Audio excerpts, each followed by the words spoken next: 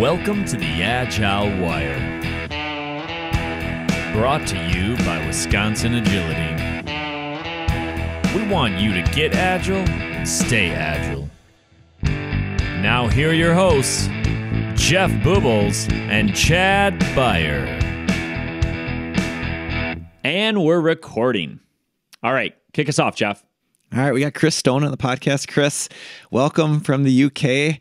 Chris is the virtual agile coach. He just creates tons of amazing content. He's on LinkedIn. He's got putting it all over the internet. He's got so many practical things.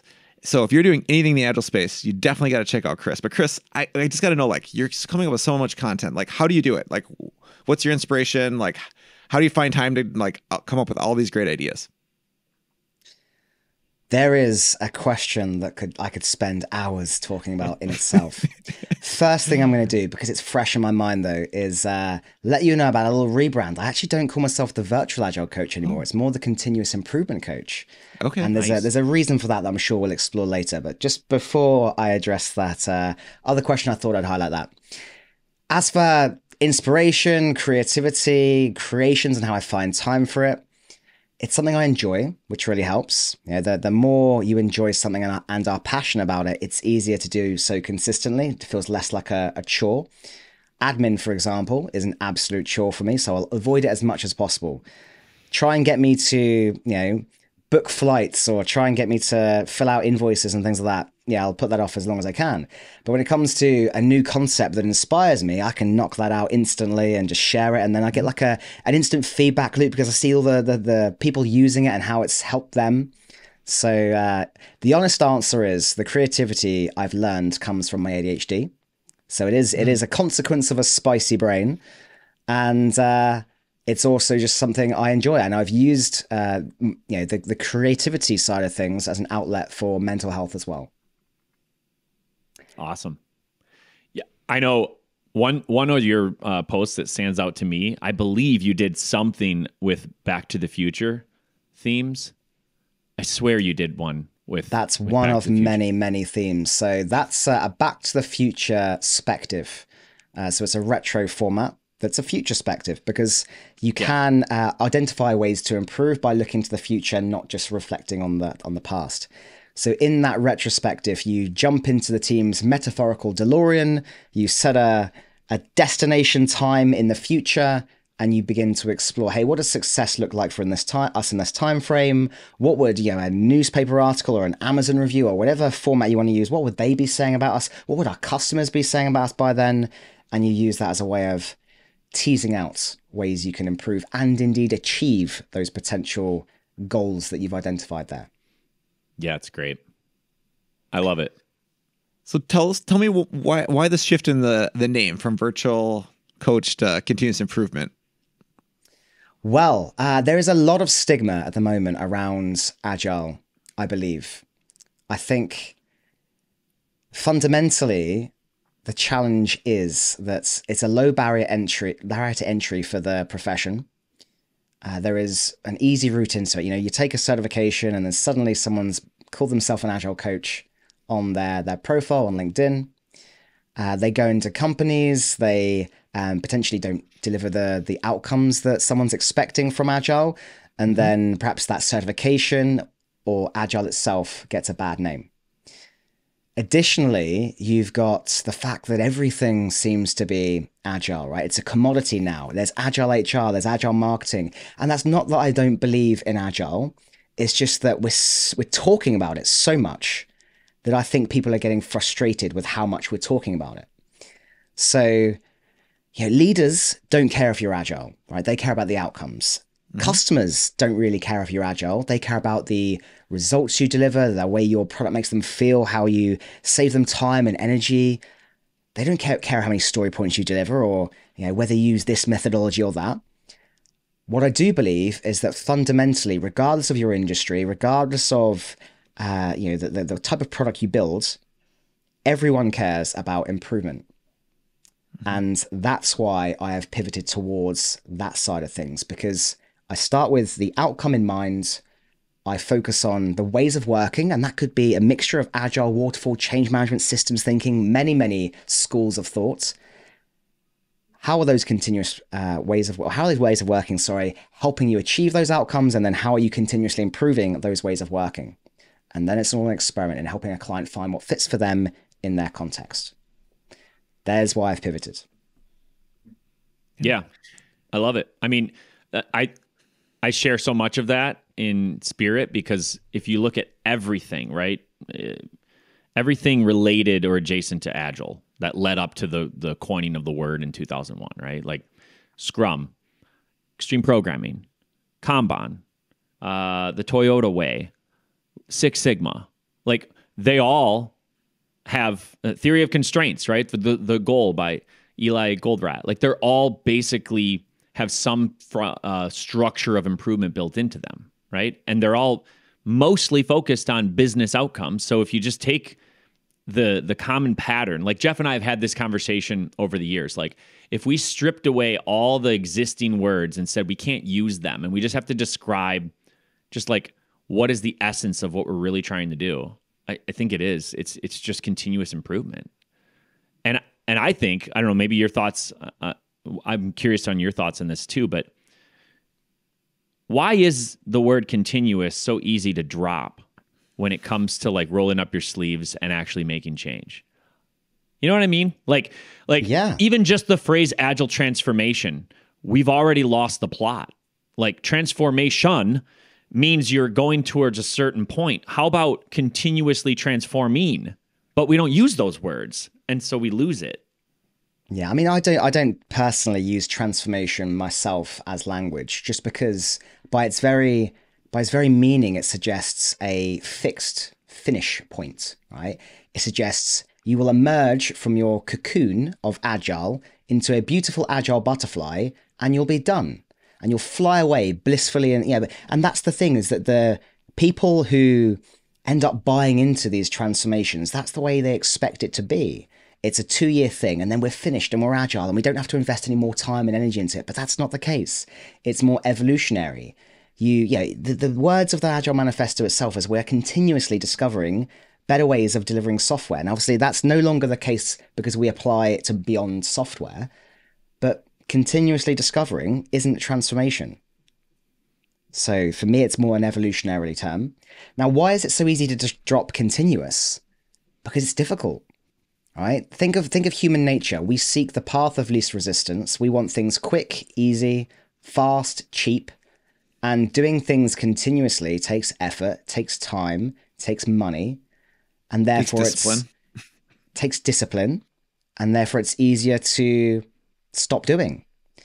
Now, I love quoting from James Clear in Atomic Habits. He says in that book, you don't rise to the level of your goals, you fall to the level of your systems and your habits.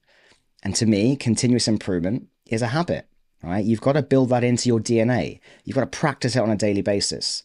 That's what continuous improvement is about. Everyone, every day, everywhere, right? That's what continuous improvement is.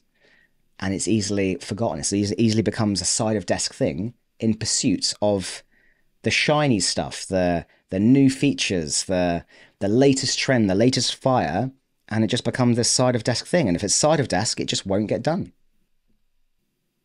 Yeah, I like that. Like just thinking about the questions you ask your team, like as a leader in an organization, like how have you helped somebody improve today? Like that'd be a good question to answer, right? Because too often we focus on the thing to be done, the work to be done, and not how do we improving, and we kind of lose the plot of like, well, how do we deliver the value? We're just working on the thing, And so I think it is a really different way of looking at it when you think about like how do we improve the system, and when you do continuous improvement, like I don't know. I'm really big into continuous improvement from, different sides of things, right? Like physical, like exercise, like I got a lot of patterns and habits. And then like mental side, reading, like I do a lot of different things for myself to have these habits that help me improve. And I enjoy it. Like some people like look at that and say like, that's a lot of work. Why would you do that? It's like, but when you start doing it and you see the results, like, and they build on each other, like it's very rewarding. And I think that if a team can feel that, if they can do that, in their daily work, it could be a very, very motivating thing for them, to improve what they're doing, how they're doing it every single day. Absolutely. There's a huge element of motivation in this. If you don't see the result of your efforts, then it's hard to keep up doing things. And again, it comes back to that people want things quick and they want things easy, right? So often these changes, they don't happen overnight, and seeing the results is harder and slower. And then people start to give up. They don't continue in it. But it's those small changes every day that are harder to see that add to great results. If you're losing weight, hypothetically, right, when you start off right at the beginning, you lose a lot quite quickly, but then it slows down, right? You start to achieve a bit more sustainability, call it a velocity, whatever you want to call that, right? But one day to the next, you don't tend to see much variation, and it takes several days of effort sometimes just to see some change on the scale, if that's the metric you're looking at. It takes even longer to see that in the mirror and to feel it, in the clothing you wear and things like that. So yeah, it's people chase the easy, the fast, the quick, the instant results, and sometimes these things aren't, they don't expose results that quickly, and therefore this is why the discipline, the habitual behavior, and then being aware of the results, and then holding each other accountable for meeting those results, I think is key. So what's your greatest challenge, like as you're helping organizations like do this continuous improvement, especially like at scale? Like what's the hardest part? The hardest part about continuous improvement at scale. Now, I firmly believe that one of the most powerful resources a company has is its knowledge. Okay. And that knowledge is an asset that you can leverage, but doesn't get used to its full advantage. Let me share with you an example. What goes in Vegas, folks? What goes in Vegas? What happens in Vegas stays in Vegas, right? Yeah. Now, that's a really common practice for teams. Teams say, hey, we're not going to speak about what we discover in this session because we want to safeguard ourselves. We want to promote psychological safety, which is fantastic. It's the right approach. However, if you have that explicit approach, we're not going to share anything we learn or any failures or mistakes, then another team elsewhere in the company is going to fail with that exact same thing, right? So if we erase history by not talking about it, we are doomed to repeat it. Now, this is the challenge I see, is that a lot of companies, they retrospect locally. They don't leverage the power of this learning, this data, these failures, this tacit knowledge that all the teams have. They don't incentivize sharing that knowledge. We hide behind this wall of confidentiality and psychological safety and don't leverage the data that we can to identify opportunities for change that impact the wider system. So yeah, some frameworks out there, they start to build in scaled retros. That's great. But there's more opportunities to identify improvement. It's continuous after all. You don't need to wait for a retro. So how else can you explore opportunities for improvement? You can, in a town hall session, just crowdsource. Hey, what's the biggest pain you're suffering right now on this topic? Or what's the one thing holding you back from achieving this top priority? And you've got like a visual of an avalanche, and there's Post-it notes flowing down the side of a mountain, however you want to do it, right? What's holding you back? And that's a source of information. There's trends in that data there. If 20 people are saying, right, there's conflicting priorities all the time that's holding us back, okay, that's a challenge. And how are we going to address that? It's a big beacon to leadership to say, help with this, please. Equally, I do think a lot of time teams get into this habit of just saying, hey, this is out of our control. Let's escalate it. All right, let's chuck it up the chain and let them deal with it. My firm belief is that there is always a small thing that you have in your sphere of control or influence to be able to bring about change. And this is where I try and encourage people to focus on marginal gains, those small wins, the 1% improvements rather than the major changes. So there is a number of resources, materials that I use to help people with teasing out how they identify these systemic issues beyond just retrospectives, how they then categorize and sort those into data that means something, how they then measure, and what's going to help move the dial on that, and then designing experiments that look to resolve those systemic impediments. The answer to your question is not leveraging data is one of the biggest challenges I see in companies. That's huge. Yeah. If you don't have that feedback loop to say like this improvement actually made a difference. And it can feel great or could feel like it's not. But if you see the data and it tells a story, right? So it can be very motivating or it can be disheartening, like we thought we were making a big change and it didn't do anything to the cycle times or throughput. Can I tell you what's also really, really disheartening for people, right? Loads of companies, they put out these surveys. They go, right, we want your feedback. Tell us what's going on, right? And then all this data's captured and it just goes into a black hole, disappears into the ether, and then nothing happens, right? And the next time a survey is sent, you look at it and go, well, nothing changed. Why should I bother submitting that? People stop caring. One of the worst things you can do is ask for someone's feedback and then not respond to it with saying, hey, this is what we heard. This is what we intend to do. Here's when we're going to reflect upon it next. And hey, what's your thoughts, by the way? How should we address this? Inviting people to be part of change, not inflicting it upon them. So yeah, that's a huge frustration of mine is, yeah, it's great to collect data, but then not sharing back what that data means and what you intend to do about it is a big challenge because that will just result in people stop caring. Yep. Yeah, I mean, that's in so many aspects of life, right? Like lip service. If somebody says something, but their actions contradict that, I mean, every interaction between humans and legal entities, because they're just made up of humans, you're either going to build a little trust or erode a little trust. There's usually very little interactions, just keep things constant, I guess. I would argue you're just building trust in those situations. So, it's classic, whether it's an organization or whether it's just people within the organization. If you don't act or behave the way that you say you're going to, people are going to lose trust with you, right? They're gonna be concerned because there's a mismatch there, and it is unfortunate, right? Because it's not. I always use the phrase corporate America a lot, and I pick on Fortune 500 companies on this podcast, but there is a lot of that going on where there's a detachment from the things that are written on the wall. These are our company values.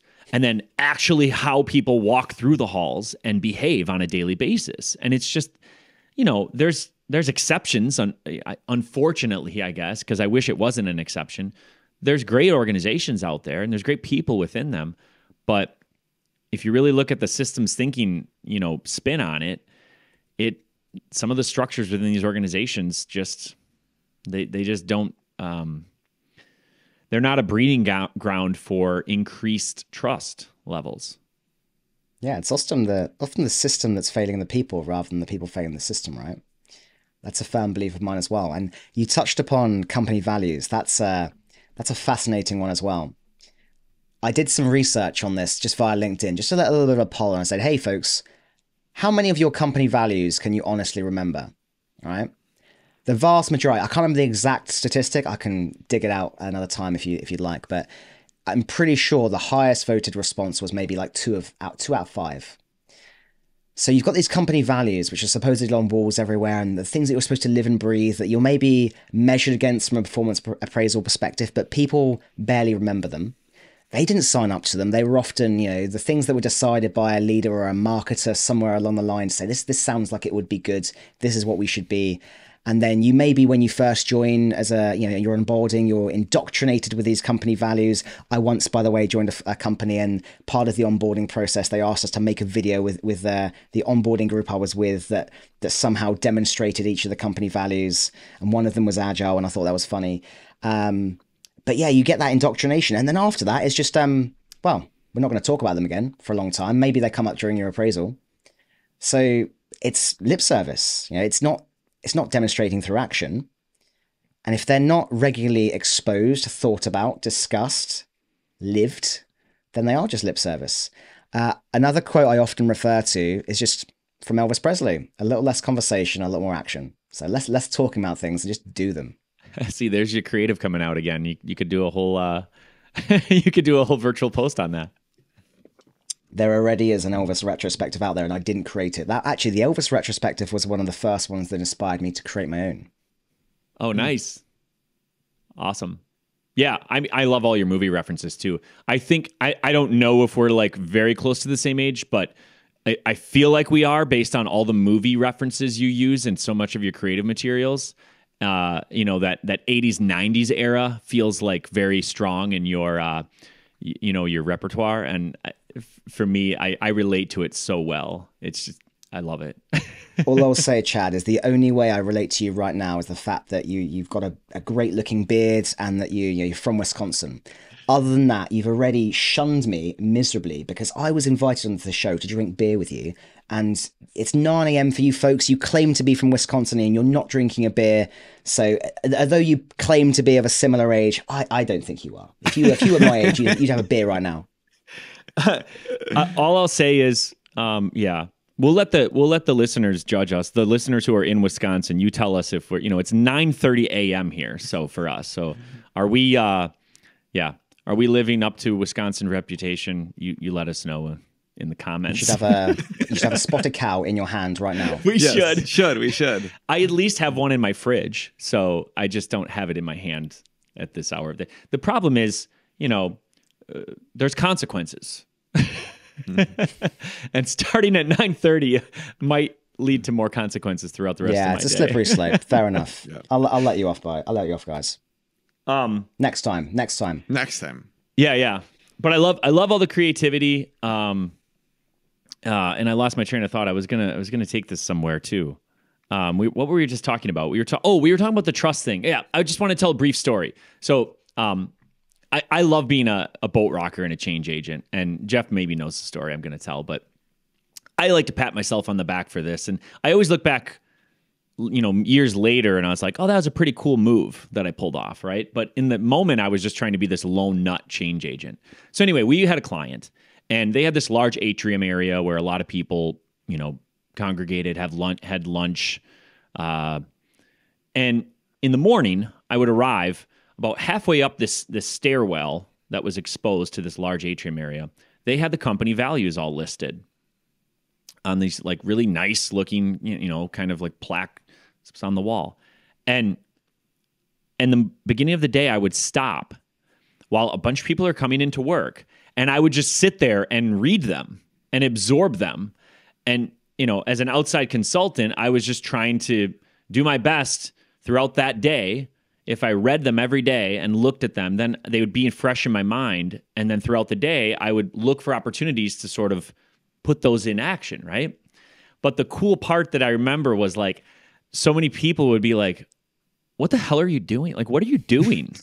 Because I'm just sitting there like staring at the wall of values. And what was cool about it is it actually like reminded them and brought attention to it. So they're just starting their day, right? Going through the routine. And then there's this crazy guy in this beard, with a beard, like staring at this wall for, several minutes every morning. So I don't know. I don't know if that's inspiring for anybody, but I just thought it was a cool thing. Again, looking back on it, it's a way to kind of try to exemplify it. Try to be that lone nut, be that change agent where you're just doing something small that I hope I impacted a few people, right? In those days that I did that, where they actually were like, oh yeah, he's looking at the values. That's interesting. And some people did ask me the question and I explained what I was doing. So, I don't know. I'll add on to that. I remember we were in some meetings and after that, and people asked us, I don't even remember. This was years ago. So they asked some question like, what do you think about this? And I think Chad just went back like, well, if we look at those values, how can we live that value? And then like just put it back on them. They're like, I've never even thought about our values here at this company. And then like, we started a conversation about it. So it was kind of a nice way to, get everybody thinking about those things. So I guess the point of that story is, if you're a change, it's so easy to take the complaining route. Oh, our company doesn't live and breathe our values. Well, every person plays a part in that. So if you don't think your company is living and breathing the values, are you trying? Are you giving it an attempt? And I know, like you said, Chris, like the employee typically doesn't come into the company and they're like, I 100% agree with every value and principle, and that's why I applied for this job. And I'm not expecting you to do that. But you could do your part a little bit, and you might find that you impact those around you maybe in a profound way, and then everybody starts thinking about them a bit more, right? Because most company values, they're just pretty good values to live by in general. Like if you look at the Scrum values, right? They're pretty good values to just live by. They're not unique to Scrum necessarily. So I don't know. I just thought it's a story worth sharing, and maybe it can inspire somebody to bring yourself to your workplace slightly different in the future. I love that it took an external person coming in to remind an existing internal employee about their own company values. But it's true, you're highlighting one of the fundamentals of bringing about change, which is, be part of the change you want to see. It's leading by example and demonstrating the behavior yourself. If you've got someone who is trying to tell you to do something but is acting differently, do as I say, not as I do, then that's not going to land, and it's just going to breed frustration, and it will erode trust. So yeah, demonstrating vulnerability first, for example, is a great way of getting people to open up and create psychological safety. Admitting you don't know the answer and that you'll discover it together is much better than winging it and coming across like a fool or pretending you have all the answers. Yeah. And this is why I love your spin of just shifting your verbiage, right? Explicitly to continuous improvement, because that's a simple thing. You could do that in life. You could do that at your workplace, all facets. Like start your day and say, what can I improve today? Right. And then at the end of the day, maybe look back and say, what did I attempt to improve today? What did I improve today? Right. If you did that every single day, I say this all the time in our classes, like change is not hard. I mean, it is hard, right? It's more of a systems thinking thing. It's more of a structural thing. We're bound by that. But I do still believe in the grassroots movement, and people together can make a lot of change. And I think it happens in those micro moments, like that one moment where somebody says something and you could either, you could chime in and contradict it, or you could build on it. It's those little moments throughout the day, they add up. And when more and more people within an organization make those micro changes, those attempts at improvement, it's exponential, right? And yeah, you may have some structures that really hold you back from some of those grassroots movements, but I still think they're worth trying, right? Otherwise, it's, again, you take the complaining route, it's easy to be negative, this isn't going to work. And I am full on, like Jeff's my business partner. He knows I go to the negative place very easily, right? Like Jeff's my rock. He is Mr. Discipline, great habit building, and he knows how to spin it quick positive. So he's a great partner to have, because I admittedly go negative very easy. And I think a lot of us do. And it helps to have someone remind you. We have an innate negativity bias. So it's human to do so. You can reframe even the negatives as opportunities. And as I mentioned earlier, continuous improvement every day, everyone, everywhere. So always looking for small opportunities. There's a great story from Tesla. Right? So Tesla, they have this anti-employee handbook. So rather than your typical employee handbook that you get thrust when you first join a new company, and it's a massive document, they've got this really simple document. And in it, one of the responsibilities that they put upon people when they join is that if you see something broken, doesn't matter if it's not your job title, doesn't matter if it's not in your responsibility area, fix it. It's your responsibility to fix it. So they build in continuous improvement and shared accountability for improving something into their very DNA. And as you said earlier, you don't have to wait for a retrospective to ask the question. You've got one of the most common meetings across the globe is a daily stand-up, a daily sync, whatever you want to call it, a team huddle. That format, 15 minutes a day, guarantee that's probably the most common meeting format across the globe. If you were to use that opportunity where everyone's together to say, hey, how could we improve today? And ask that as a question, you would capture opportunities to improve incrementally. You would probably reduce a lot of waste along the way. You could even theme that towards your certain priorities. How could we deliver better customer value today? How could we improve our quality today? You might have a themed week of it. this week we're going to focus on this theme and ask questions around that and just build that in and just capture lots of ideas. And then maybe at the end of that week, or whenever you do have your retrospective, you've got a bunch of things that you can already be talking about. The challenge often with these retrospectives is that they're a long feedback loop, especially if you don't do them, on a cadence like every 2 weeks.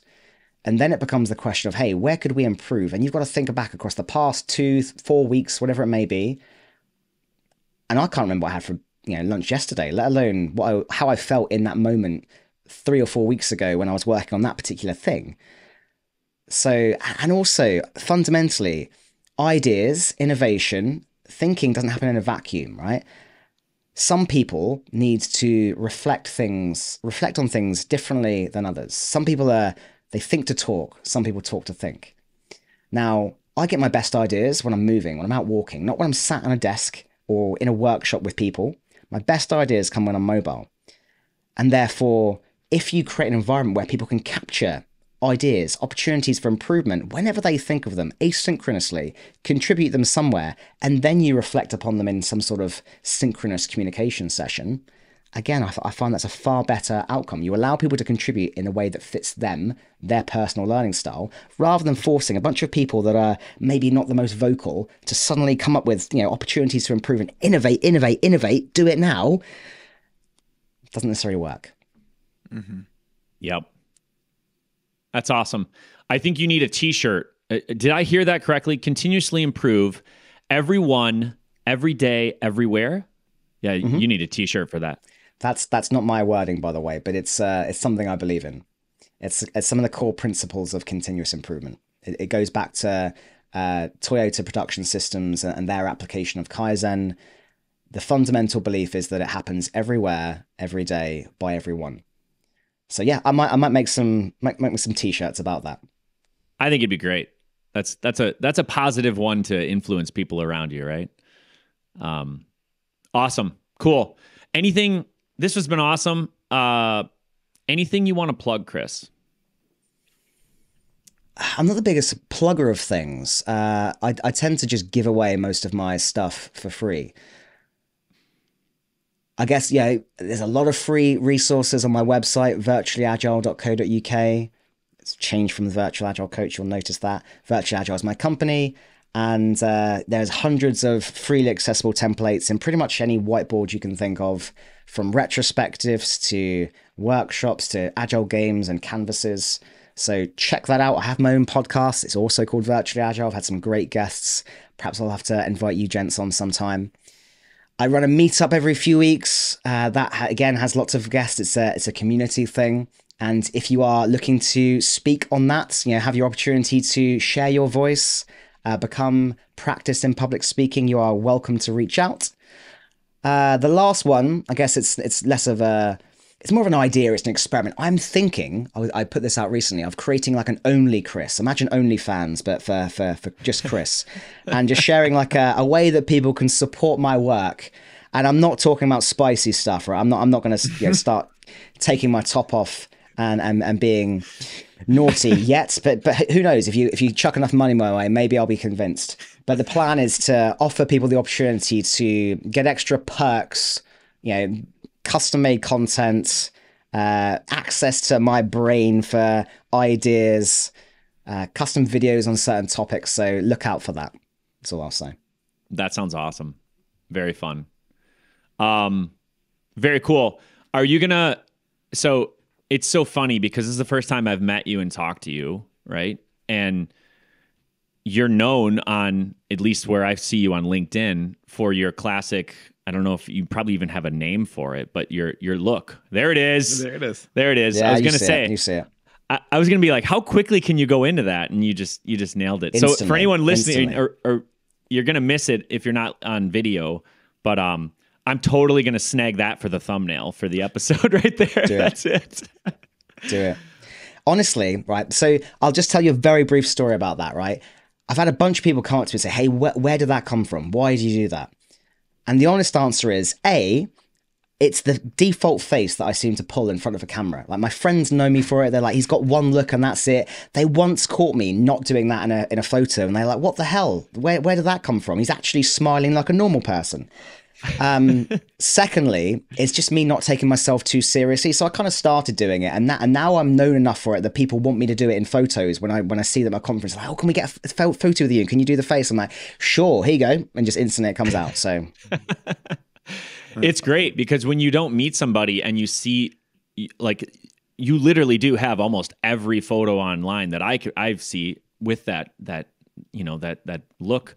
So it's funny. You think that when you meet the person, they're just going to have that look on all the time, and then you don't, and it's funny. It's cool.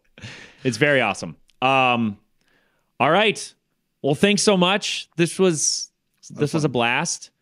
I hope we keep in touch, and maybe our paths will cross in some continuous improvement efforts into the future. Who knows? A pleasure to be here. Cheers, gents. Till next time. If you found value in today's episode, share this with a friend. Until next time, get agile and stay agile.